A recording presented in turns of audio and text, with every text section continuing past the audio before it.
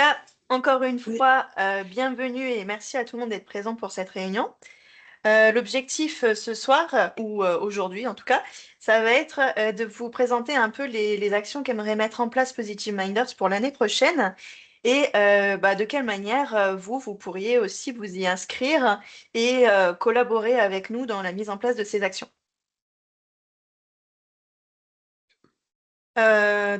Du coup, ces actions qu'on va mettre en place l'année prochaine, ce sont les journées des troubles psy. Il y en a 4 qu'on va vous présenter, et notamment celles qui vont être des déclinaisons des journées de la schizophrénie. Ça, on vous en parlera tout à l'heure. Et puis ensuite, il va y avoir quand même une grosse partie sur le partenariat, puisque c'est ce qui nous rassemble ce soir. Et bien sûr, on vous laissera des temps quand même de réaction. À tout moment, vous pouvez intervenir et poser des questions, mais sachez qu'il y aura aussi des temps dédiés où on pourra répondre à vos questions. Et du coup, pour commencer, je vais laisser la parole à mon collègue Adi, qui va vous présenter les journées des troubles psy. Merci Noémie. Je vais rentrer directement dans le vif du sujet. Vous le savez, Positive Minders coordonne chaque année les journées de la schizophrénie. Il n'y a pas que la schizophrénie comme trouble psy sévère dans le monde. Et tous ces troubles, il y a beaucoup de troubles qui restent très stigmatisés. Et du coup, on va aller droit dans le vif du sujet. En 2026, Positive Minders va étendre et adapter le modèle des journées de la schizophrénie à d'autres troubles. Donc, on va partir sur 4 journées tout au long de l'année. Les journées de la schizophrénie, les journées mondiales du trouble bipolaire, la journée européenne de la dépression, et on va créer la journée mondiale du trouble de la personnalité borderline qui aura lieu au mois de novembre. Les bénéfices, en fait, si on a un temps fort dans l'année, on va avoir un gros impact sur le changement de regard. Mais le reste de l'année, au final, on va relâcher une forme de pression médiatique, une forme de pression sur l'ensemble des dispositifs qui existent dans le cadre des journées. Et du coup, un calendrier tout au long de l'année va permettre une couverture médiatique beaucoup plus forte et créer une synergie entre les différents troubles pour venir changer les regards et avoir un meilleur impact en fait des campagnes de déstigmatisation et d'information tout au long de l'année. On va le voir avec les différents ingrédients de la recette des journées de la schizophrénie qui vont se décliner. Et puis pour les partenaires, en fait chaque partenaire pourra s'engager sur le moment qui sera le plus pertinent pour lui. Alors il y a un point qui est important. Je veux bien que tu passes à la prochaine slide, s'il te plaît. Merci beaucoup. La schizophrénie, les journées de la schizophrénie auront lieu au mois de mars. La bipolarité, où on a déjà un acteur des acteurs qui sont mobilisés sur les journées mondiales du trouble bipolaire dans toute la francophonie. Donc en France, par exemple, on va avoir Argos de Milan. L'idée, c'est pas de venir prendre le relais des actions, mais venir au contraire de les soutenir et de servir de caisse d'amplification aux dispositifs qui sont déjà existants. Est-ce que tu peux revenir sur la slide précédente, s'il te plaît? Merci beaucoup. Pour les journées de la schizophrénie, Positive Minders coordonne finalement les journées. Pour la journée mondiale du trouble bipolaire et pour les journées européennes de la dépression, on va plutôt venir en soutien d'actions existantes et venir servir de caisse de résonance. Pour la journée mondiale du trouble borderline, on va partir sur le même modèle que les journées de la schizophrénie et donc servir de plateforme finalement pour venir relayer toutes les initiatives qui existent ici et là. On va voir la recette un peu plus loin des journées de la schizophrénie et on va voir comment elle se décline sur chacune des journées. Il est bon pour moi. Voilà, donc les acteurs des différentes journées sur la bipolarité et la dépression. Et en fait, d'un point de vue technique, Positive Minders, on développe à chaque fois un site thématique pour chacune des journées. Donc c'est un site où on va voir les événements, la liste des partenaires, des informations, des ressources, tous les éléments de la campagne qui vont venir se déployer. Et donc, on va avoir sur le modèle de maison.skisinfo.com et maison.bipoinfo.com des sites qui vont venir voir le jour pour la dépression et borderline. Et donc, tous les partenaires auront une page dédiée sur chacun de ces sites. En ce qui concerne le modèle des journées de la schizophrénie, alors, c'est quoi la recette finalement des journées de la schizophrénie? Je vais prendre ce qu'on a mis en place en 2025. Tout tourne autour d'une thématique. Donc en 2025, pour les journées de la schizophrénie, c'était le diagnostic. Et cette thématique apparaît en fil rouge et un peu en sous-marin dans chacune des initiatives chacun des autres ingrédients qu'on va déployer. On a une campagne digitale. L'année dernière, elle avait été faite cette année, elle a été faite avec The Good Company. On a eu le site Les Faits Ordinaires. Je pense que vous avez vu passer la campagne. Donc là, c'est vraiment le fer de lance, l'action de destigmatisation grand public. Et on va voir qu'elle se décline aussi elle est soutenue par les autres ingrédients. On a la campagne événementielle, avec un événement d'inauguration, des événements en ligne et des événements partenaires réalisés en présentiel ou en ligne. Je vais laisser Noémie en parler un peu plus loin. Une infographie qu'on réalise avec le comité scientifique de Positive Minders. Donc en 2025, on avait la compréhension des origines de la schizophrénie. Donc comment rendre accessible au grand public des informations scientifiques, comment vulgariser des choses qui sont un peu techniques ou scientifiques. Tout ça est soutenu par une campagne média et une campagne de réseaux sociaux. La campagne média, on travaille avec du média training tout au long de l'année pour venir venir mettre en avant des proches, des personnes vivant avec des troubles et des professionnels pour venir parler sur la thématique dans le cadre de la campagne, venir finalement servir de caisse de résonance médiatique.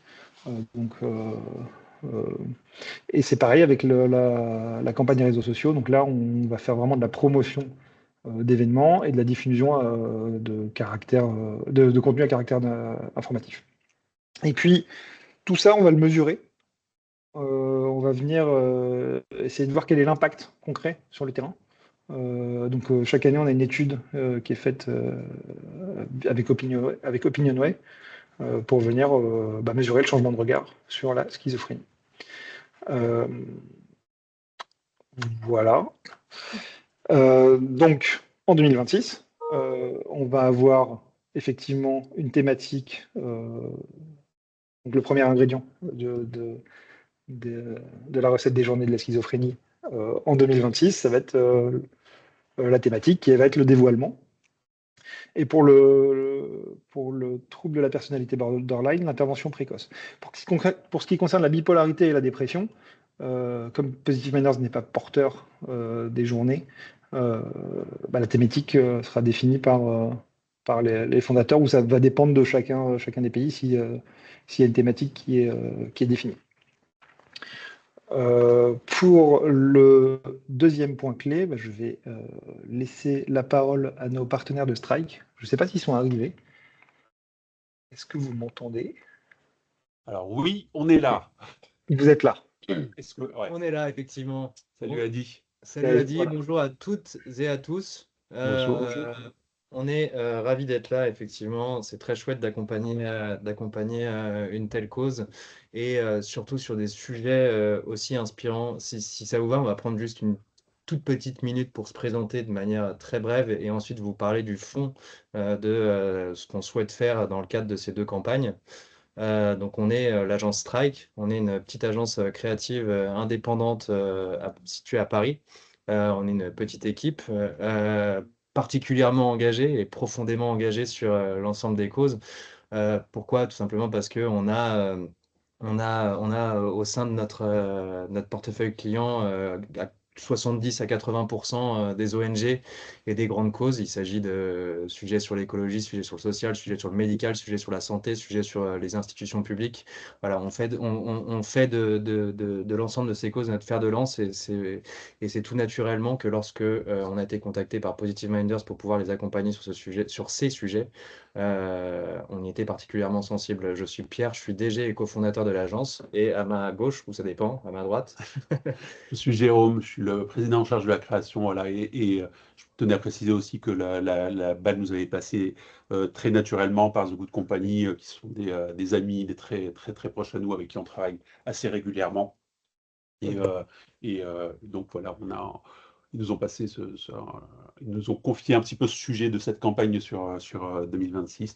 Voilà. Donc maintenant, on va rentrer dans les sujets effectivement qu'on va aborder en 2026. Adi a parlé du dévoilement et du trouble borderline. Sur le dévoilement, après avoir beaucoup discuté, rencontré des personnes touchées, on a compris quelque chose d'assez important. C'est effectivement que faire un dévoilement, c'est pas quelque chose de simple à faire et qu'il y a beaucoup d'auto-stigmatisation dessus. Donc, on s'est posé cette question, effectivement, de comment essayer d'aborder cette thématique, comment sensibiliser la société sur le sujet. Sur le trouble borderline, la problématique est autre. C'est quelque chose qui n'est pas très connu et on veut sensibiliser les gens effectivement à l'existence de ce trouble sans pour autant en faire un phénomène de mode, comme on pourrait avoir l'impression que certains sujets psy peuvent apparaître à certains moments comme des sujets qui sont nouveaux. Effectivement, aujourd'hui, c'est un vrai sujet, ça touche beaucoup de monde et on doit faire comprendre le sujet au grand public. Il y a une dimension qui est véritablement pédagogique sur le sujet du trouble borderline. Même nous, effectivement, on a découvert une partie de tout ça quand on s'est plongé dans le sujet. Le point commun entre ces deux campagnes, c'est qu'elles partagent une même ambition qui est finalement de rendre visibles des réalités qui sont invisibles. Pourquoi le terme il est extrêmement important quand on parle de visibilité? Parce qu'on parle de visibilité bien évidemment sur l'absence de biomarqueurs et également la visibilité d'un point de vue beaucoup plus social et sociétal. Et ça va être le point de départ de notre réflexion sur le sujet sur le sujet du dévoilement. Et je veux bien qu'on passe au slide suivant, s'il vous plaît. Alors, sur le dévoilement, en fait, la thématique sur laquelle on s'est mis d'accord, effectivement, c'est ce qu'on appelle effectivement un insight. C'est quelque chose qui nous a paru très vrai sur le sujet, mais c'est qu'on a identifié ce qu'on a appelé le bon moment. C'est quelque chose qui n'existe pas, en fait. C'est-à-dire qu'il n'y a pas vraiment de bon moment pour faire un dévoilement. Est-ce que c'est au début d'une relation? Est-ce que c'est plus tard dans la relation? Est-ce que c'est quelque chose qu'on doit faire, qu'on ne doit pas faire? Voilà, il nous a semblé assez essentiel de sensibiliser surtout les gens à la réception d'un dévoilement de sensibiliser la société à être prête à accueillir ce dévoilement, plutôt que de laisser des gens qui sont touchés dans les incertitudes et l'autostigmatisation qui est liée à ce besoin d'être transparent, honnête avec son entourage. Et voilà, on ne veut pas, encore une fois, créer non plus une vague de dévoilement. On veut vraiment faire en sorte qu'il y ait une, presque, je dirais, un geste qui devient un geste de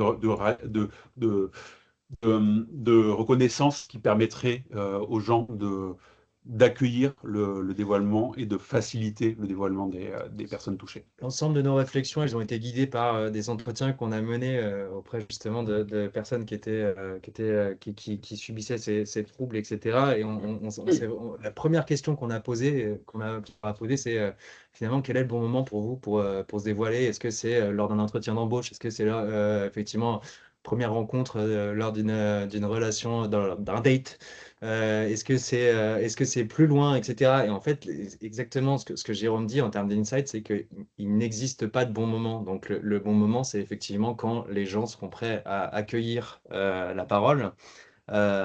Et d'avoir ce postulat, ça nous permet effectivement de lutter véritablement contre les stigmates et de donner aux personnes concernées et à leurs proches une sorte de langage, des outils et une reconnaissance et un espace d'expression pour pouvoir justement être beaucoup plus libre sur le sujet et ne pas en faire un sujet véritablement tabou, fataliste, sensationnaliste ou caricatural.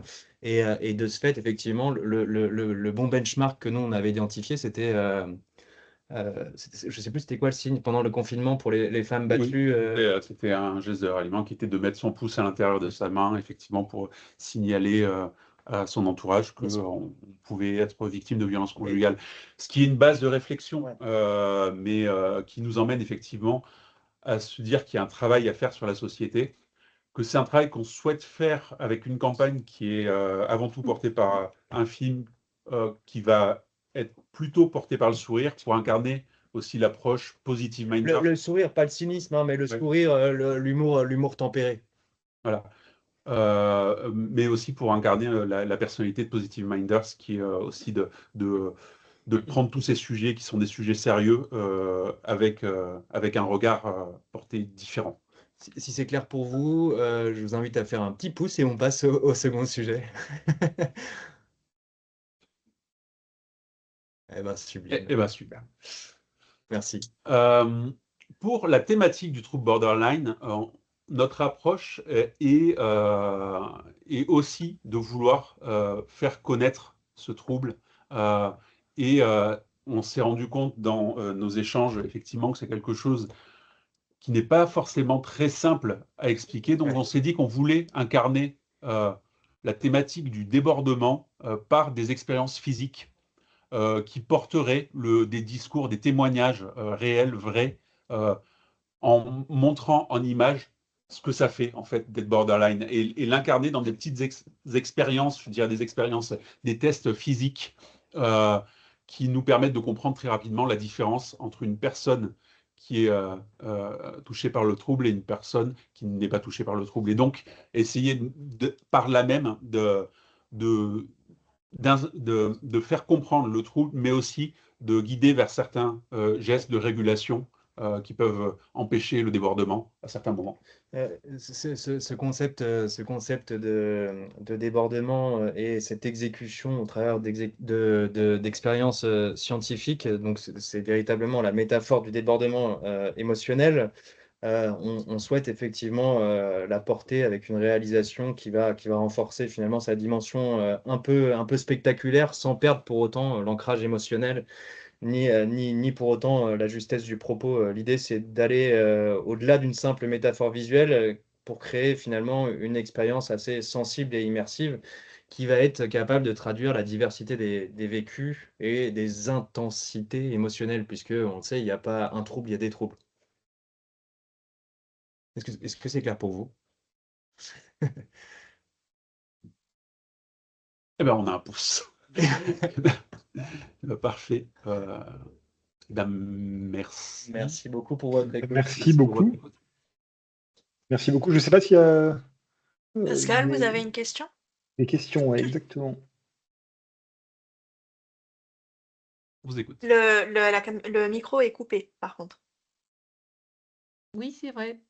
Oui, je disais que dans Tout va bien, je voulais lever le pouce et puis je sais pas, j'ai levé la main. Ah, d'accord. C'était clair.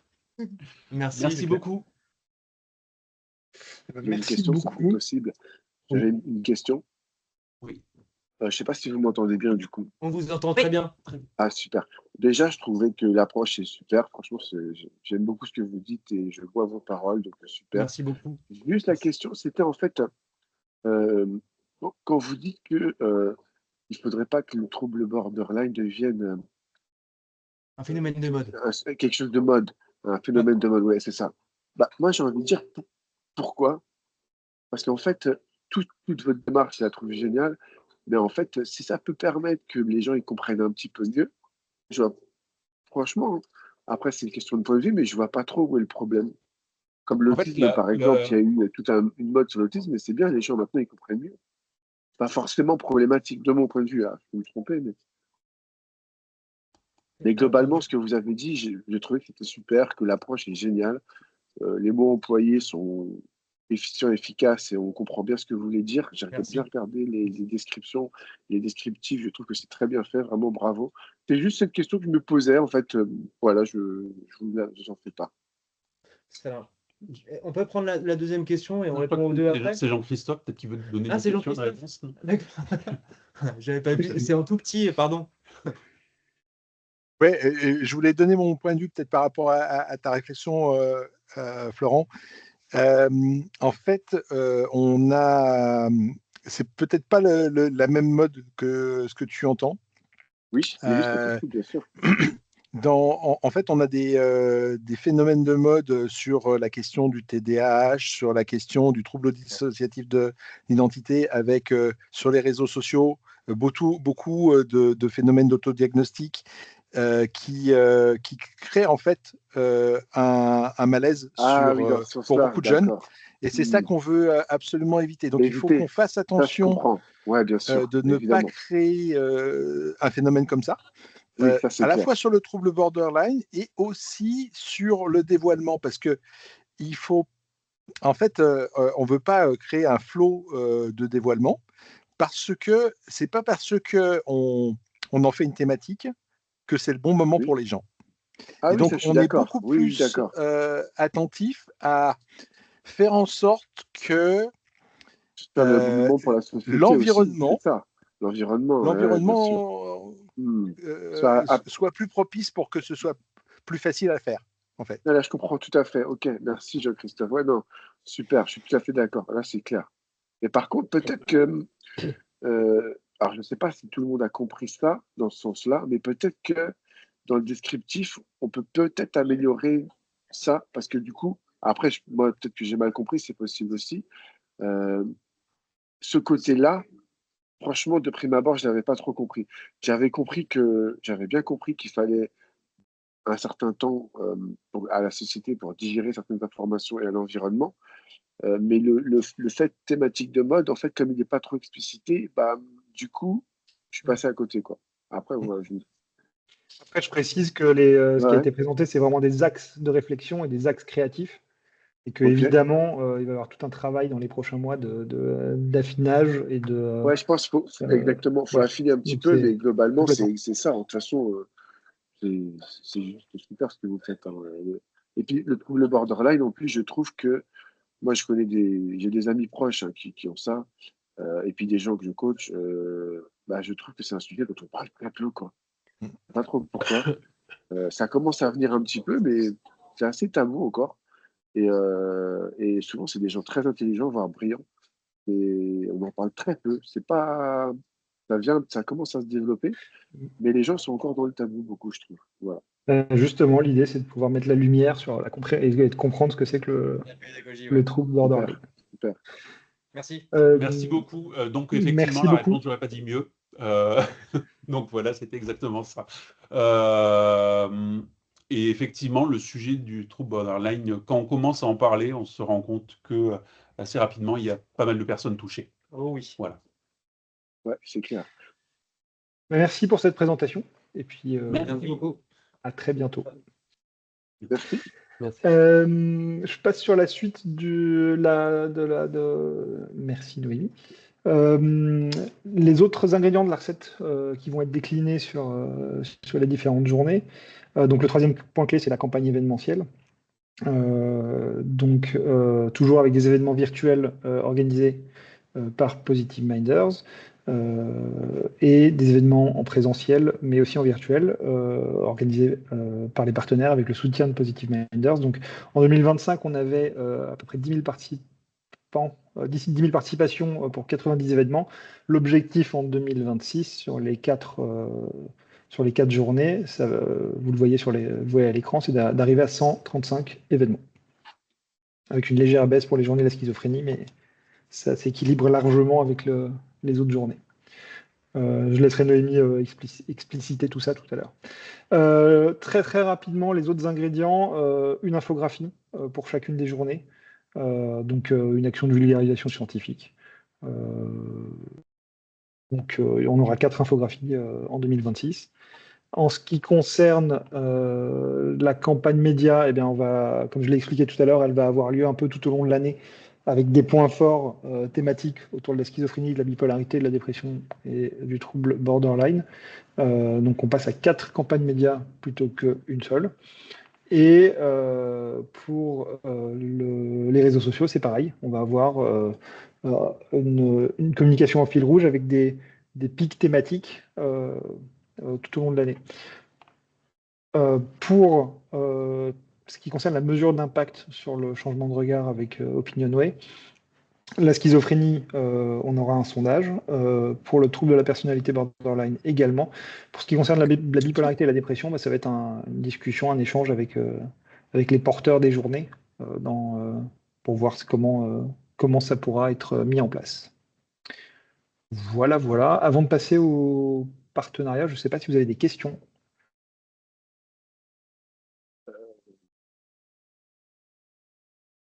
N'hésitez pas. Patrice. Oui, alors Patrice Perrin est mon collègue à côté. Moi, je suis François Huel et je suis au J'aime la vie de Châlons-en-Champagne. Voilà. En fait, la question, c'était l'orientation des campagnes sont vers quel public? Alors, les publics concernés par les questions que vous avez soulignées tout à l'heure, avec les communications, grand public pour mieux faire connaître les problèmes. Et je me demande s'il n'y a pas quand même un public qu'il faudrait peut-être travailler, parce que c'est une question qu'on a vue cet après-midi dans un autre cadre de réunion, c'est les décideurs politiques qui ont des budgets, mais ne savent pas comment les employer. Et parfois, je trouve que justement, il n'y a pas de réflexion à ce niveau-là sur... on voit, nous, enfin en France, hein, parce que c'est francophone, mais on est en France, bon, il y a des politiques qui sont menées, des budgets qui sont mis dans les régions. Et puis, quand on veut, nous, développer des actions, des activités qu'on demande la présence des décideurs, ben, ils ne sont pas là, quoi. C'est-à-dire qu'on a l'impression que pour le moment, euh, il y a un relais militant au niveau des tutelles quelque part qui n'est pas là, quoi. Ils ont des budgets, donc ils dépensent les budgets, mais on n'a pas l'impression qu'il y a une implication plus que ça. Enfin, je suis un peu sévère en disant ça, hein. Je pense qu'il y a des gens qui s'impliquent beaucoup, mais globalement, je pense qu'on a un vrai problème là au niveau des tutelles d'implication dans les actions autour de la santé et en particulier la santé mentale, quoi. Je ne sais pas si vous percevez la même chose. Me euh, permets, Patrice, je suis tellement d'accord avec ce que vous êtes en train de dire. C'est hmm. tellement évident et en fait, ça remet en question un petit peu ce qu'on fait, c'est-à-dire que je trouve que évidemment, Positive Media fait un travail exceptionnel, mais il reste tellement à faire parce que les politiques, on voit bien que c'est tabou, qu'ils utilisent encore le mot schizophrénie et d'autres mots comme une insulte, hein. C'est très souvent qu'en regardant les chaînes d'information, on voit ça tous les ans et tous les mois, il y a un homme politique quasiment qui, peut-être pas tous les mois, mais très souvent, en tout cas, moi je regarde justement pour voir. Et donc il y a un vrai travail de sensibilisation et ça doit nous interroger sur notre capacité à déstigmatiser parce que je pense qu'on commence à y arriver, évidemment, on progresse. Et les hommes politiques, c'est quand même une catastrophe à ce niveau-là. C'est-à-dire, enfin, excusez-moi, le mot est peut-être fort, mais il y en a très peu. Qui sait qui est capable de légiférer sur une loi ou de prendre position sur ces sujets-là? C'est silence radio.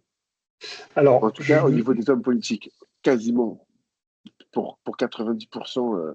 Et donc, du coup, je suis tellement d'accord avec ce que vous dites, c'est tellement vrai, en fait. Et voilà, ça doit nous interroger, ouais, ça doit nous remettre en question un petit peu. Alors, je vais d'abord répondre à la première question, qui est l'impact des campagnes. L'audience privilégiée des différentes campagnes qu'on met en place, ça reste le grand public. Le pari, c'est de faire changer le regard au plus grand nombre et de faire avoir une prise de conscience au niveau de la société, au niveau vraiment justement des personnes qui n'ont aucune connaissance de ce que c'est qu'un trouble psy, n'ont aucune connaissance de ce que c'est que la schizophrénie ou le trouble de la personnalité borderline. Donc, le pari, c'est de vraiment changer le regard le plus large possible pour que la connaissance des troubles psy puisse avoir un vrai impact sur le terrain, à savoir favoriser une prise en charge précoce, ne pas pouvoir ouvrir la discussion pour pouvoir faire en sorte que les personnes vivant avec un trouble et leurs proches puissent se mettre dans les meilleures conditions de rétablissement possible. Jean-Christophe, je te voyais lever la main. Oui, alors, je voulais peut-être revenir sur la question de Patrice et le point relevé par Florent. Pour ce qui est des politiques, la stratégie de Positive Minders n'implique... En fait, on fait relativement peu ce type de lobbying. C'est un choix. Hein, c'est un choix de moyens parce que en fait, ce type de lobbying coûte très très cher. Ouais, il faut participer à énormément de réunions. Alors, jusqu'à présent, on ne le faisait pas et on a changé de position. Maintenant, on le fait modérément, mais on le fait. Pour cela, on fait partie du collectif Grande Cause Nationale en France. On fait partie de plusieurs fédérations, notamment une fédération en Suisse, et on a la chance, je crois, d'avoir nos amis québécois qui sont là, et on essaye de se coordonner avec eux. Bien entendu, il faut les deux éléments, mais on ne peut pas procéder de la même façon avec des pics, des moments d'attention particuliers sur le plan politique. Le plan politique, il se suit tout le temps. Et donc, c'est vraiment des stratégies un peu différentes et vous ne le voyez pas apparaître dans la présentation d'Adi pour cette raison-là. Voilà, ça serait mon retour. Merci Jean-Christophe, c'était clair et c'est rassurant aussi parce que je vois bien, moi de toute façon, vous savez, hein, j'adore ce que vous faites et je vous l'ai dit plusieurs fois et j'adore ce que fait l'association, sinon je ne serais pas là.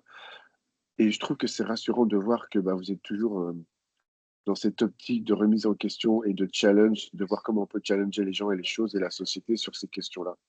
Donc, merci. Merci beaucoup. Merci à toi, Florent. Noémie, je te Oui, laisse la si parole vous pour n'avez la pas suite. plus de Il n'y a pas plus de questions, questions, ouais. on va continuer sur le partenariat. Alors, du coup, comme l'a dit Adi, il y a deux moyens de participer, de rejoindre ces journées. Soit de participer ou proposer une action en virtuel, soit de participer ou proposer une action en présentiel. D'un point de vue du coup des événements virtuels, l'objectif c'est vraiment de croiser les regards des acteurs des différents pays francophones, de stimuler l'émergence de projets locaux et internationaux et de mettre en lumière les savoirs et expertises des 3P.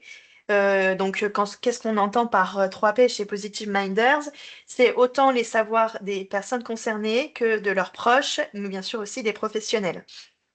Maintenant, on commençait à avoir un peu l'habitude des moyens d'action de Positive Minders et des personnes qui le font intervenir sur chacun, qu'on fait intervenir sur chacun de nos événements. Et donc, pour pouvoir rejoindre ces journées et vous n'hésitez pas à proposer des événements en ligne. Et puis aussi, votre soutien dans la communication sera précieux. Sachant que du coup, comme on vous l'a expliqué, maintenant on avait 40 événements qui étaient répartis sur les journées de la schizophrénie. On a gardé ce nombre d'événements, 40 événements, mais pour le lisser un peu plus sur toute l'année. Donc pendant 4 grandes périodes, parce que aussi, il se trouve que depuis ces dernières années, pendant les journées de la schizophrénie, sur les événements virtuels qu'on organisait, tous, il y avait quand même une grande majorité, mais tous n'étaient pas uniquement centrés sur ce trouble-là. Donc on s'est dit que c'était quand même beaucoup plus logique aussi de les répartir dans l'année. On aura quand même 4 jours virtuels centrés sur la schizophrénie entre le 18 et le 21 mars, sachant que pour rappel, les journées de la schizophrénie sont du 14 au 21. C'est juste qu'on a raccourci un petit peu la partie virtuelle pour pouvoir ensuite proposer d'autres événements virtuels sur les autres journées. Donc il y aura aussi 3 jours centrés sur la bipolarité entre le 30 mars et le 2 avril. Ensuite, au niveau, donc là, c'est vraiment pour avoir un panel d'événements virtuels organisés au courant printemps. Et ensuite, on passe à l'automne avec donc la Journée européenne de la dépression, où là, on va proposer aussi 3 jours entre le 27 et le 29 octobre, et la première journée mondiale du trouble de la personnalité borderline, qui sera donc entre le 24 et le 26 novembre. Donc bien sûr, ces journées mondiales sont sur un seul jour, mais pour aussi permettre au maximum d'intervenants, de partenaires de rejoindre nos actions virtuelles, on a proposé de faire voilà, jusqu'à 3 jours d'événements virtuels pour que vous puissiez avoir aussi un peu plus de choix. Parce qu'on sait que des fois, les calendriers se remplissent très très vite. Et du coup, si vous voulez proposer ou rejoindre un événement virtuel, c'est vers ma collègue Élise qu'il faudra vous tourner, puisque c'est elle qui coordonne et qui crée tout le calendrier des événements virtuels. Donc, vous n'hésitez pas, soit du coup à revenir vers nous depuis l'adresse contact, soit à garder directement le mail qui est projeté. De toute manière, pour rappel, enfin, je ne sais pas si je me souviens plus si on vous l'avait dit au début, mais vous aurez accès à la présentation après la réunion. Donc, vous pourrez retrouver les contacts plus tard. Ne vous inquiétez pas, vous n'avez pas besoin de vous précipiter sur votre téléphone pour les enregistrer. Et du point de vue des événements présentiels, du coup, donc Positive Minders a les ressources pour organiser un événement présentiel, en fait, un pour les journées de la schizophrénie et un pour la journée mondiale du trouble de la personnalité borderline. Et ensuite, pour pouvoir, en fait, toucher un public local, que le public connaisse un peu mieux ce qui se passe d'un point de vue local, proche de chez eux, en termes d'actions qui sont mises en place pour qu'ils puissent aussi avoir des échanges, parce que c'est quand même important. Le virtuel, c'est très intéressant, mais c'est aussi important d'avoir une personne en face et de pouvoir échanger avec elle. On vous invite aussi à proposer vos événements, proposer des événements en présentiel pour toucher ce public-là un peu plus local. L'objectif étant de faire rayonner toutes les actions de nos partenaires dans un maillage francophone en regroupant en fait tous vos événements sur les plateformes événementielles qu'a évoqué Adi. Et pouvoir du coup, de cette manière, mettre en lumière de façon plus locale toutes vos actions. Et là, du coup, au niveau du calendrier, on revient sur les dates qu'on vous avait présentées en début de réunion. Donc, avec une semaine entière dédiée à la schizophrénie du 14 au 21 mars l'année prochaine.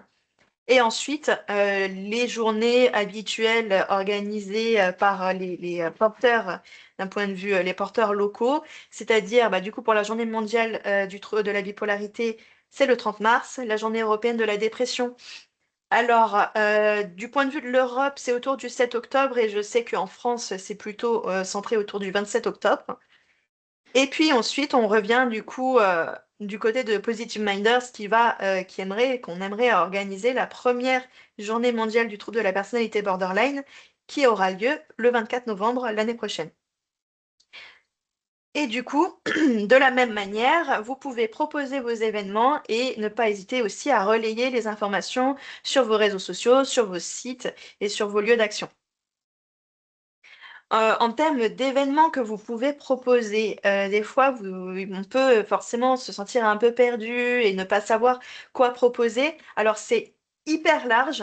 À partir du moment où vous voulez en fait organiser un événement présentiel, il ne faut pas hésiter à revenir vers moi et puis on discutera, on échangera, on fera un peu peut-être un brainstorm pour vous aider à dessiner l'événement que vous voulez mettre en place. Mais on peut aller donc dans des événements qui sont plus dans de l'entre-soi, avec des conférences, des tables rondes, des formations. Et puis, il peut y avoir aussi des événements qui sont plus dans l'information, comme par exemple les stands qui sont toujours organisés en présentiel. On peut avoir des soirées débats, notamment des soirées débats. Et puis, il peut y avoir la distribution de flyers. Et puis, on peut aussi chercher à faire un événement un peu décalé, un peu plus culture, un peu plus sport. Et là, du coup, la seule limite est votre imagination. Il y a certaines années, on a eu des escape games qui ont été organisés, des événements autour du street art, il y a eu des concerts, il y a eu des soirées théâtrales. Les ciné-débats sont aussi des événements qui reviennent souvent et qui fonctionnent plutôt bien. Et puis, on peut avoir aussi des expositions, des battles de danse. Vraiment, tout est possible. Et ne pas hésiter, là encore, à relayer toutes les informations sur vos réseaux sociaux pour pouvoir continuer ensemble de créer ce maillage et de faire rayonner ces événements à niveau international francophone. Du coup, je l'ai déjà évoqué, mais si jamais vous voulez proposer des actions en présentiel, c'est vers moi qu'il faudra vous tourner. C'est moi qui coordonne tout ça d'un point de vue donc des événements présentiels. Donc, n'hésitez pas à revenir vers moi et on pourra échanger ensemble et dessiner les modalités d'action. On nous demande souvent si on crée des conventions de partenariat. Donc en fait, dans le contexte des journées des troubles psy, la plupart de nos partenariats sont informels, mais il y a quand même quelques petits engagements réciproques. Alors, les listes sont assez longues parce que bien sûr, nous, de point de vue de nos engagements, tout ce qui concerne la mise en place de ces journées, bien sûr, je vais pas faire la liste ici, vous l'avez à l'écran et puis elle vous sera aussi partagée à la suite de la réunion. Mais disons que malheureusement, notre limite, c'est que nous ne pouvons collecter d'argent pour financer vos événements locaux. Parce que on reste une association et les fonds que nous réussissons à collecter sont pour financer la création graphique, les campagnes de com, la relation avec la presse, tout ce que vous a montré Adi dans la première partie. Donc en fait, tout ce qui concerne d'un point de vue la mise en place de ces événements. Par contre, vous êtes tout à fait libre d'utiliser notre matériel de communication pour réussir à réunir des fonds auprès de vos sponsors, de vos partenaires locaux. Et il y a aussi la possibilité pour certains organismes de passer par notre plateforme de dons. Il suffit juste de nous préciser quand même qui envoie le don, quand et à quel sujet pour que nous ensuite on vous puisse vous reverser l'intégralité du don qui aura été fait dans le cadre donc, de la mise en place de votre projet. Et sachant que du coup, les mécènes peuvent bénéficier dans ce cas-là d'une déduction fiscale qui est en vigueur selon les pays. Bien sûr, du coup, ce sont des engagements réciproques, mais ça concerne surtout forcément l'organisation d'un événement. À noter que il faut pas mettre, enfin, on vous demande, s'il vous plaît, de ne pas mettre en avant de firmes pharmaceutiques sur vos événements. C'est à peu près un peu la seule limite.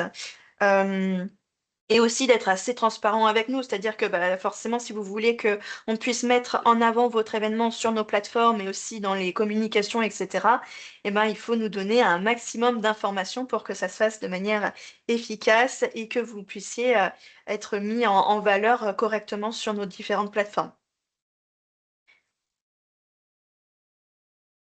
Du coup, pour la partie partenariat, j'ai terminé. Noémie, Ouais. si j'ose rajouter quelque chose, par rapport aux firmes pharmaceutiques, c'est pas qu'on est sectaire et que on n'accepte pas du tout les firmes pharmaceutiques. En tout cas, il faut faire. On est très attentif à ce qu'on ne mette pas en avant des produits ou qu'on fasse ce qu'on appelle le mental health washing. C'est que tout à coup, elles ont l'air toutes belles et toutes brillantes parce que elles soutiennent des associations. Donc ça, on est très attentif. Après, il y a des firmes pharmaceutiques qui font des actions très bien pour leurs collaborateurs. Il y a d'autres façons dans lesquelles elles peuvent s'engager en dehors de leurs produits. Et ça, c'est pas du tout interdit de les faire participer. Voilà. Mais soyez très vigilants quand même. Je vais juste rebondir sur ce que tu disais par souci de transparence et de clarté. Moi, en ce moment, je travaille avec Lundbeck. J'ai fait une conférence avec eux, spécialisée dans la santé mentale. Enfin, j'en ai fait plusieurs et je vais en refaire une c'est au Palais des Congrès à Paris. Du coup, mais en fait, si j'ai bien compris ce qu'ils m'ont dit, ils n'ont pas le droit, eux, de proposer ou de faire de la pub sur des produits de toutes les façons quand il faut une conférence. Et moi, c'était une des conditions sine qua non pour travailler avec eux, c'est qu'il est hors de question qu'on fasse de la publicité pour des produits, quoi. Et le but, c'est le message. Donc, et enfin, profiter le maximum de personnes. Mais voilà, donc je pense qu'en fait, je comprends ce que tu dis, hein, Jean-Christophe, évidemment. vous voulez rester indépendant et c'est très important. Moi, j'ai pas les mêmes moyens, donc j'essaie de trouver des financements pour les conférences et pouvoir diffuser mon message de la façon la plus claire possible. Mais je suis quasiment sûr, parce que j'ai bossé avec Johnson Johnson il y a quelques années déjà, ils m'ont toujours dit, on avait fait des vidéos de coaching ensemble, qu'on pouvait pas, qu'ils n'ont pas le droit légalement. C'est-à-dire que légalement, de toute façon, même s'ils voulaient, ils peuvent pas faire de pub pour des produits parce que légalement, c'est interdit par la loi, en fait, et c'est tant mieux comme ça. Donc, je pense que de ce côté-là, vous pouvez être rassuré. Normalement, ils n'ont pas le droit, de toute façon. Et Alors, aucun c'est labo très le ferait, différent hein, en je fonction pense. des pays, Florent. Ah ouais, en France, en Donc, tout cas, ils n'ont pas le droit, ça, ouais, c'est sûr. il Ouais. y a, en effet, en France, depuis 4 ou 5 ans, il y a une législation qui fait bien la séparation. Néanmoins, de temps en temps, il te pousse à avoir des contreparties indirectes qui sont dérangeantes. Voilà. On est Mais juste oui, je attentif à comprends. ça Bien sûr, et c'est normal. c'est juste pour dire, c'est pas sectaire, c'est pas qu'on les bannit, c'est que il faut être très prudent. Voilà. Ouais, je comprends. De mon côté, j'assume et je suis content d'avoir un traitement. S'il n'était pas là, ce serait un peu plus compliqué. Donc, tu vois, C'est clair, c'est ce que tu dis. bien sûr, Il y a les deux, en fait. Il faut trouver un équilibre dans tout ça, quoi. tout à Mhm. fait.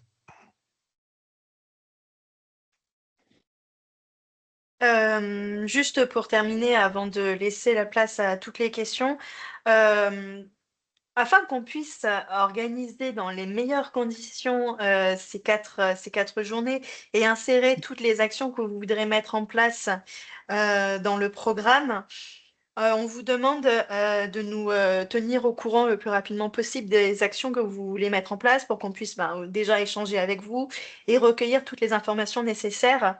Donc, on vous demandera quand même de nous donner un maximum de détails, au minimum 3 mois avant chacune des journées, ce qui nous laissera amplement le temps de pouvoir les mettre en valeur comme ils le doivent. Et puis, ne pas hésiter aussi, si on peut éviter de partir à la chasse des logos, des dates, etc., ça nous aidera quand même beaucoup dans l'organisation de ces journées. Je vous Noémie, il y remercie. avait Jocelyn qui avait une question. Ouais, bien sûr. Bonsoir. J'ai une question assez générale. Dans 15 jours, on organise un hackathon, donc Ouais. avec des équipes de jeunes créatifs en design, en marketing, en réalisation film et vidéo, qui vont s'affronter pendant un long week-end pour aboutir à des petits films en santé mentale qui ont pour but donc déstigmatisation et une ouverture au public.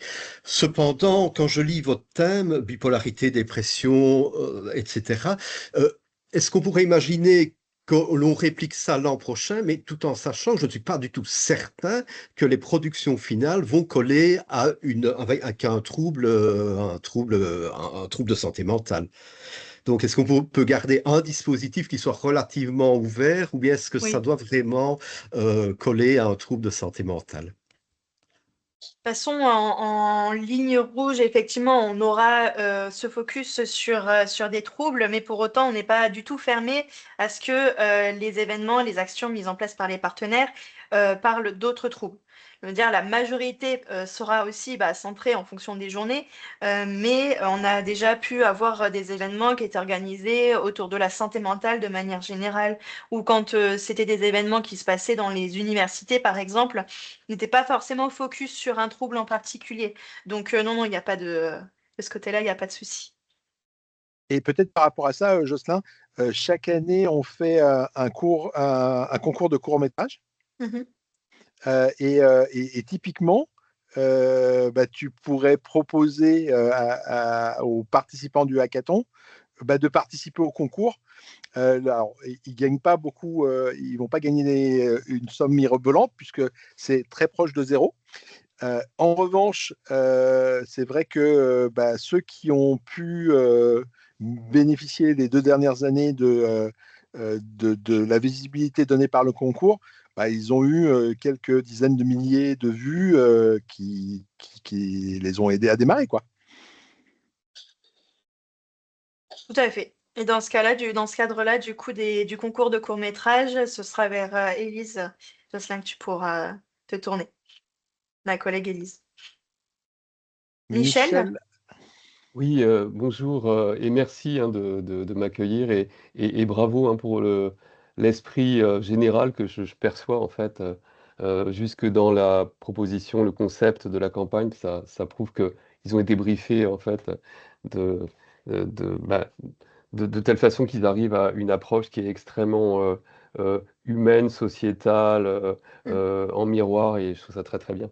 Alors moi, je suis le cofondateur de Bipolar and Belong, qui est une plateforme maintenant d'une vingtaine de milliers enfin en tout cas de suiveurs. On est une douzaine de pays, 8 nationalités, avec notamment la France qui est assez importante puisqu'on est deux Français ou francophones euh, aux manettes, je dirais. Euh, et alors ma question, c'était concernant la journée mondiale de la bipolarité. Est-ce est-ce que le mieux pour nous serait de nous rapprocher donc de Argos 2001 pour être en harmonie avec eux? Quelle est la meilleure en fait? Parce qu'on a des idées évidemment de, de thématiques ou d'événements, mais juste pour être bien en phase avec vous et eux, qu'est-ce que vous conseillez?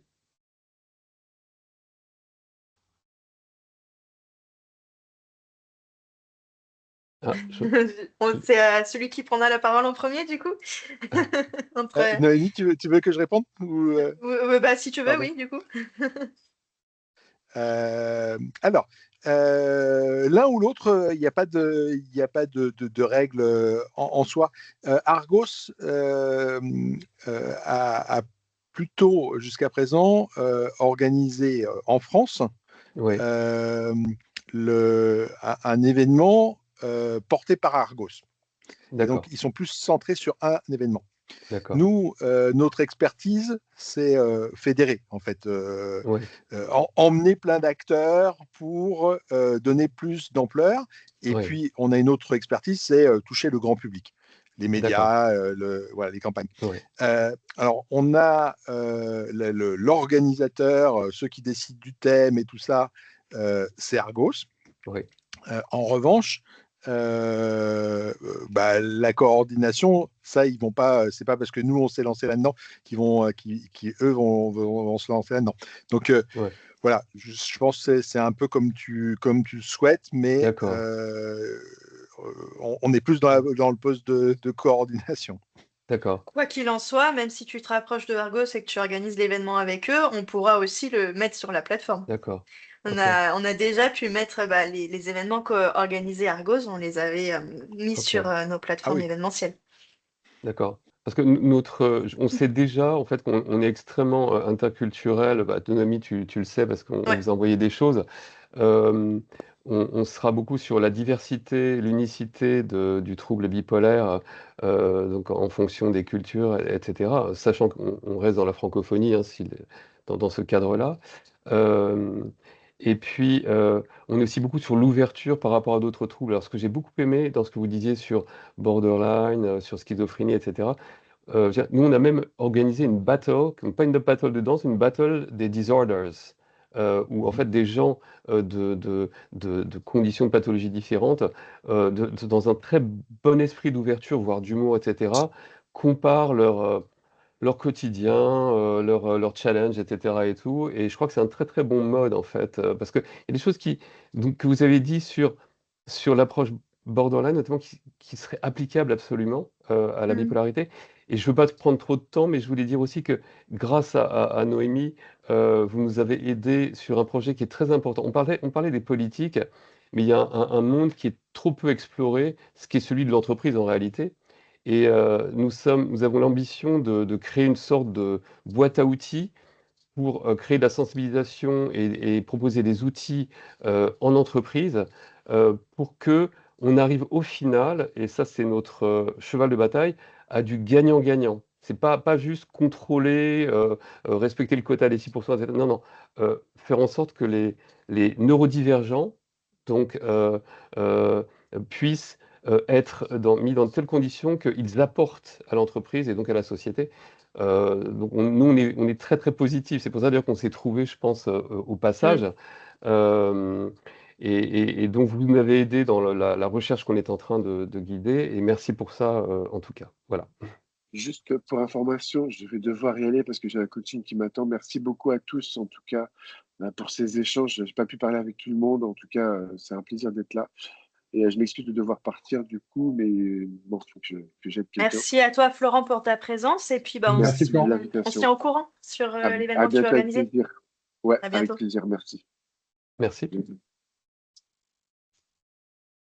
Aurélien, tu as une question?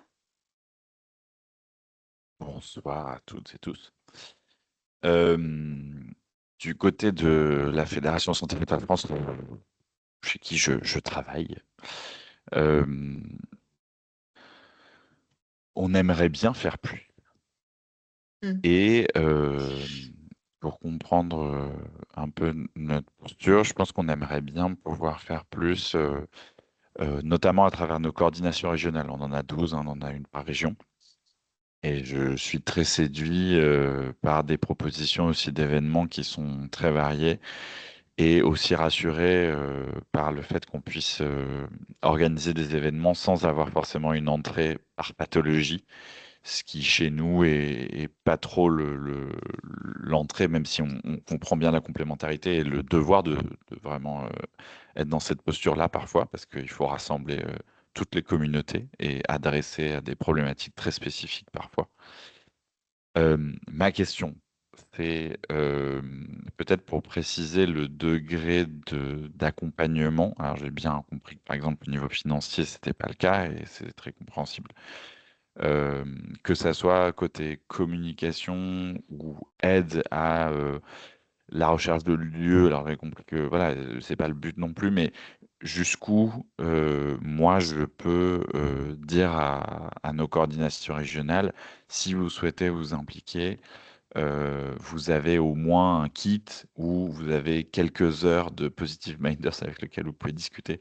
Voilà, jusqu'où je peux leur mettre le pied à l'étrier en leur disant vous ne serez pas seul. Voilà, alors, c'est un peu large, désolé, mais j'espère qu'on pourra au moins commencer la discussion là-dessus là. Et merci pour la présentation jusqu'ici.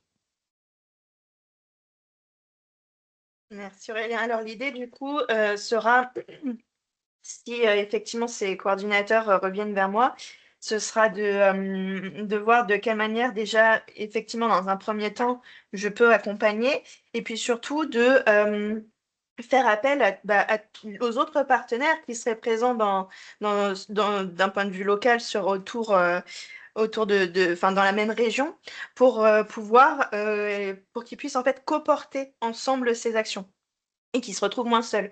Donc, on est toujours du coup dans l'idée de fédérer et grâce à ce maillage, l'objectif effectivement, c'est de pouvoir permettre aux partenaires de créer des actions et qui se sentent moins seuls en mettant en relation avec tout notre réseau partenaire niveau local.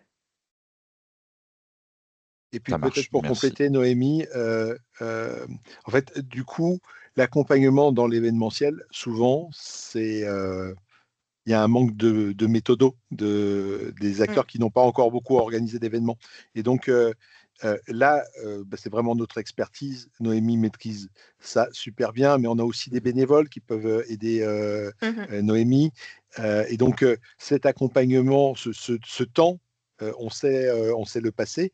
On sait aussi fournir des modèles d'autres événements qu'on a organisés qui sont souvent, parce qu'on en a organisé tellement de différents, on va retrouver des choses qui vont être des guides sur un événement similaire ou qu'on va partager, on va mettre à disposition. Et donc, du coup, souvent, c'est pas tellement des ressources très précises que les personnes ont besoin, mais c'est un peu de savoir comment on s'y prend quoi, pour le faire. Merci Jean-Christophe. Effectivement, on est aligné là-dessus et c'est ce qu'on essaie de faire aussi avec les coordos. Merci, j'en profite pour vous dire merci beaucoup et au revoir. Je regarderai la suite, mais malheureusement, je dois filer. En tout cas, merci pour toutes ces ressources et puis j'espère qu'on pourra avancer ensemble. Au revoir. Merci d'avoir Au été là, revoir, Aurélien. bonne journée. Léa, tu avais une question? Oui, bonsoir à tous. Alors, j'ai pas forcément tant une question, mais je pense que c'était intéressant que je prenne la parole aussi. Donc, j'ai été invitée. Merci beaucoup pour l'invitation, puisque mon rôle aussi pour Positive Minders, pour ces journées, ça va être aussi d'inviter Positive Minders sur mon émission de radio. Ouais. Donc, j'ai cofondé donc l'année dernière, qui a 1 an aujourd'hui, qui s'appelle Synopsis. Donc, on met en avant l'initiative locale, mais pas seulement. On met aussi en avant parfois les initiatives nationales, voire mondiales. Ça dépend. Mais c'est vrai que je voulais me présenter parce que pour moi, c'est important. C'est un partenariat qui va être assez important, puisqu'on va aussi, au mois de mars, pour les journées de la schizophrénie, partager l'actualité, mais aussi pouvoir aussi mettre en avant cette journée mondiale, en tout cas. Et ce sera un plaisir de collaborer. Et je pense que après aussi cette visio, pardon, ce sera aussi voir comment on aimerait diffuser le message pour qu'il ait le plus d'impact auprès des auditeurs, pour que l'information se diffuse. Donc ça, ce sera à voir ensemble. On a encore du temps. Mais voilà, je voulais surtout prendre la parole pour me présenter, comme c'était pas vraiment prévu que je sois là ce soir. Donc je me présente à vous tous. Voilà, merci. Merci Léa. Oui, effectivement, en fonction aussi de nos capacités, de nos agendas, etc., Mhm. l'idée sera au maximum de rejoindre aussi vos actions, de pouvoir être présent sur Oui. place. Alors, du point de vue de l'équipe, mais Mhm. aussi de tous nos bénévoles. Et du coup, dans le cadre de l'émission de radio, de ton émission Synopsis, Mhm. ce sera sûrement des bénévoles qui interviendront, Super. effectivement.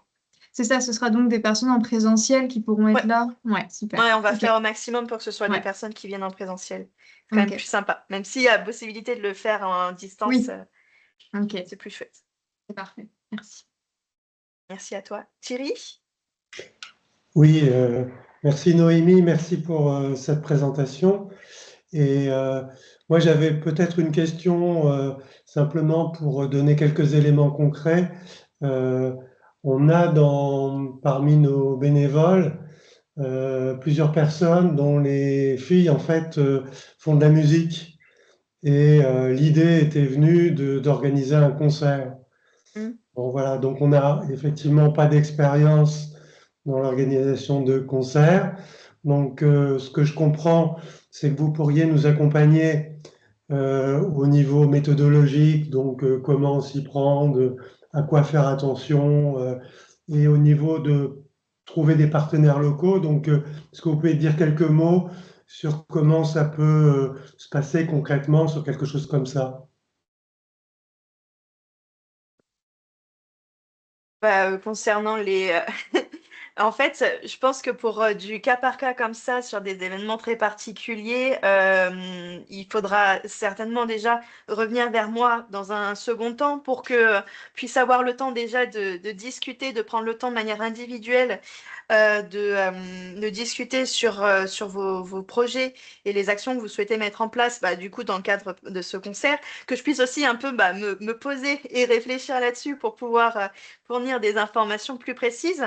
Mais là, effectivement, il y aura l'idée de trouver une salle, de trouver les artistes, éventuellement. Il y aura aussi, enfin, il y a plein d'aspects de mise en place dont on pourra discuter de manière plus individuelle, je pense, parce que là, sinon, je vais partir dans la liste et ça va, ça va prendre tout le reste du temps, là. Ça va être un peu Non, long. mais Pour te donner une idée, Thierry, il faut bien arriver à cibler le public et la taille de l'événement, parce que Noémie, elle peut t'emmener à l'Accor Arena à Bercy Ah oui. ou dans une petite salle de la commune. Ça va beaucoup dépendre en fait des types d'artistes, de Ouais, comment est-ce qu'on va driver le public, et voilà. de vos Donc, c'est objectifs. pour ça il Mm. faut d'abord raconter un peu l'idée et puis phosphorer pour la faire mûrir. Et puis après, tu auras la liste des courses. D'accord, non, mais tout à fait. Donc, si j'ai la liste des courses, ça sera très intéressant pour moi. Donc, voilà, merci beaucoup.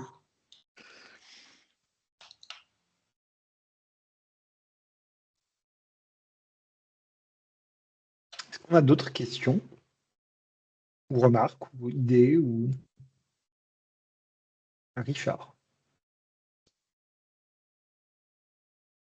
Oui, ce serait simplement pour vous informer qu'on va avoir très bientôt une activité spéciale de lutte à la stigmatisation à Montréal. C'est-à-dire, c'est dans le cadre du Salon du Livre de Montréal. On appelle ça des bibliothèques vivantes. Je ne sais pas si vous êtes familier avec pardon, avec la terminologie, ça vient du Danemark. Et puis, c'est la deuxième année que ça a lieu au Salon du Livre de Montréal. On l'a fait à différents endroits au Québec. C'est porté par l'Association québécoise de réadaptation psychosociale, qui elle-même pilote un comité de lutte à la stigmatisation qui en est venu à établir un plan de lutte à la stigmatisation. Alors, ça, c'est quelque chose que j'aime beaucoup. Moi-même, j'ai fait partie de ce comité-là, puis bon, je me tiens prêt, comme on dit. Et puis, on a réussi à établir justement des cibles, puis ce qu'on voulait faire avec ces cibles-là. Puis, disons qu'on parlait beaucoup de stratégie de contact, dont font partie les bibliothèques vivantes. Et puis, bon, vous voyez, récemment, j'étais par exemple, dans un collège de la région de Québec. Et puis, on a fait une bibliothèque vivante à l'extérieur. Et puis, on avait des jeunes de toutes sortes de domaines, dont, entre autres, techniques policières. Donc, on avait beaucoup de jeunes qui étaient inscrits en technique policière, qui venaient nous voir. Et puis, on leur racontait brièvement qu'est-ce qu'on avait vécu, puis ils pouvaient échanger, poser des questions. Alors, c'est vraiment quelque chose que j'aime beaucoup. L'approche grand public, je trouve ça un petit peu difficile, sauf les bibliothèques vivantes dans un contexte justement, par exemple, de salon du livre ou des trucs comme ça. Mais je préfère, par exemple, viser les médias, avoir des cibles plus restreintes pour qu'on puisse, après ça, élargir. Mais tu sais, quand on y va au grand public, je trouve pas ça nécessairement évident. En tout cas, ici, c'est vraiment pas la norme. Donc, je voulais simplement vous le partager. Merci Richard. Après, c'est vrai qu'en termes d'actions, c'est assez varié. On a des actions qui sont orientées grand public. On a eu des événements présentiels notamment qui étaient certains organisés par et pour les pairs. D'autres actions qui étaient plutôt centrées sur les proches. Dans la manière de faire de Positive Minders, nous, on aime bien dans nos propres actions mêler les trois, parce que c'est important d'avoir ces trois apports, ces trois points de vue sur un sujet. Mais en fonction aussi des possibilités et des préférences et de la forme que prendra l'événement, etc., les publics peuvent aussi être très, très divers, pas forcément toujours orientés grand public. Ce qu'il faut comprendre, c'est que quand on organise un événement pour le grand public, on va toujours s'asseoir sur une autre association ou une autre organisation qui fait venir le public. C'est-à-dire qu'on va faire un événement grand public à l'occasion d'une pièce de théâtre, d'un match de foot, d'une partie de baseball ou, je ne sais pas, d'un concert. Voilà. Et donc, le public ne vient pas pour entendre parler des troubles psy. C'est pour ça que c'est du grand public. Mais parce qu'il est pris en otage, parce qu'il est là, eh ben on va lui en parler un peu. Alors, le challenge, après, c'est de se mettre au niveau du public. C'est de faire en sorte que le message y passe. Et donc, d'arriver à trouver la façon originale de faire passer un message, je ne sais pas, à des gens qui aiment le foot ou à des gens qui aiment la BD.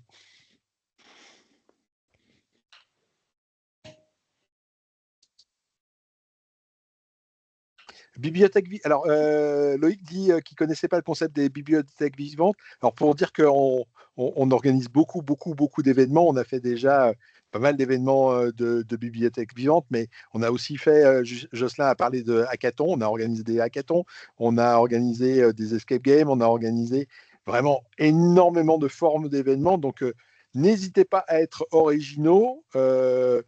On adorerait organiser des événements qu'on n'a pas encore organisés. Mais pour le moment, ça devient plus rare. Bah écoute, Jean-Christophe, ça fait 5 ans que je travaille avec vous et je ne savais pas toute l'étendue. Je ne connaissais pas les bibliothèques vivantes, je viens de m'en renseigner et je trouve ça très juste pour c'est le génial. tissage de lien social qui est très important. C'est ça. Eh bien, Loïc, pour ton information, on appelle ça ici les livres vivants. Donc, on n'a pas le droit même d'utiliser bibliothèque vivante, c'est vraiment réservé à une organisation au Danemark. Alors, c'est ça, qu'on fait notre effort. On transforme ça un petit peu différemment, là, puis c'est réglé. Là. Mais c'est le fun parce qu'on parlait de dévoilement tantôt. Puis, il y a quand même de nombreuses personnes qui vivent avec des enjeux de santé mentale qui se dévoilent dans ce contexte-là. Et puis, c'est un 15 minutes à passer avec, des fois c'est 1-1, des fois, par exemple, moi je le fais avec 5-10 personnes, puis bon, ça roule, comme on dit, là, c'est le fun, puis en même temps, ben, ça contribue beaucoup à la lutte à la stigmatisation, à dédramatiser. Moi, j'aime bien utiliser l'humour, fait que j'en profite. Fait que c'est ça. Alors, oui, Loïc, c'est vraiment quelque chose qui est intéressant. Puis, si tu veux aller faire une petite recherche au niveau de l'Association québécoise de réadaptation psychosociale, J'ai tu vu, vas voir. j'ai regardé un petit peu. Je vais continuer de regarder. Alors, c'est beaucoup là que ça se passe au Québec là, actuellement. Merci. Aurélien est parti, mais dans le cadre de l'année Grande Cause, en France, il y a eu une association qui est membre du collectif Grande Cause, qui est proche de nous, qui est l'association qui porte le festival Facette et qui a organisé des 150 bibliothèques vivantes en une semaine, réparties sur tout le territoire français. Wow.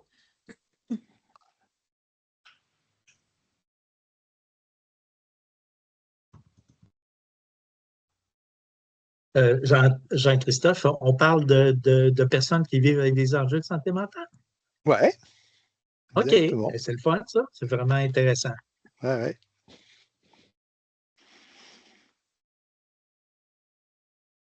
Est-ce qu'il y avait d'autres questions, d'autres remarques, des suggestions?